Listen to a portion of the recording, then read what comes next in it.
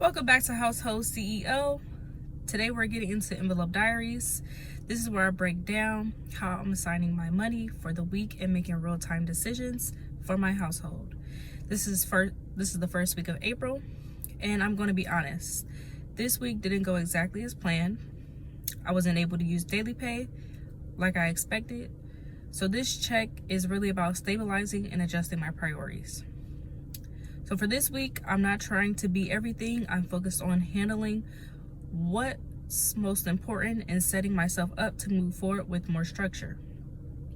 This is also the beginning of me stepping away from relying on early pay access and moving toward a more structured system.